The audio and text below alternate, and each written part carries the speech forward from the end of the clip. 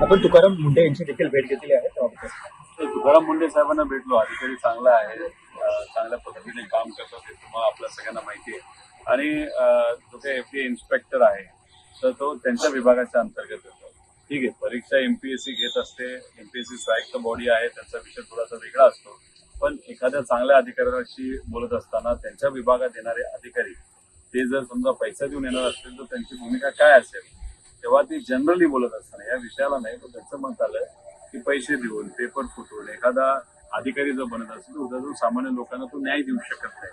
आणि मग त्या अनुषंगानेच इथं पारदर्शक पद्धतीने एक्झाम होणं महत्वाचं आहे. मग MPSC मध्ये जर पेपर फुटला असेल आणि त्या बाबतीतली चर्चा होत असेल आणि काही पुरावे बाहेर असतील ते फार मोठी धोक्याची घंटा आहे असं आम्हा सगळ्यांना वाटतं. खरं तर आपण पेपर फुटीचा आरोप आपण करताय, नेमका आरोप काय आहे?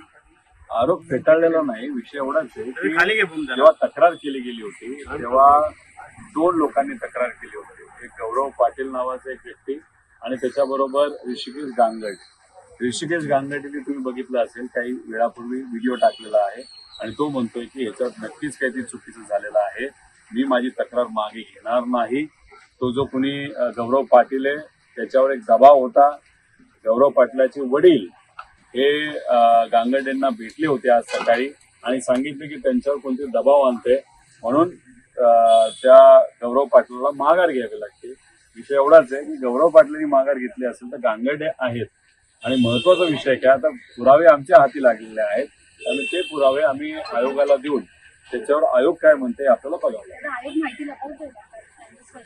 ते माहिती लपवू शकणार नाही, त्यांना कारवाई करावीच लागेल. आणि जर या विषयामध्ये त्यांनी स्पष्ट भूमिका नाही घेतली तर त्याच्यावर कारवाई नाही केली, इन्व्हेस्टिगेशन प्रॉपर पद्धतीने नाही घेतलं तर या महाराष्ट्रामध्ये 45 लाख विद्यार्थी MPSCच्या परीक्षा देत असतात.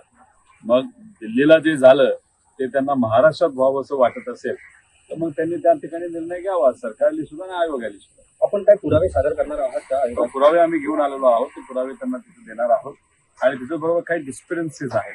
डिस्क्रिपन्सीज कशा आहेत की या 505 लोकांची यादी जाहीर झाली आणि पण बाकीचे ते मार्क्स का तुम्ही दिले नाहीत अजूनपर्यंत.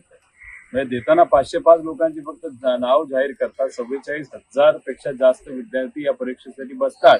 तर प्रथेप्रमाणे प्रचलित पद्धतीप्रमाणे सगळ्यांचेच मार्क्स जाहीर होणं महत्वाचं आहे.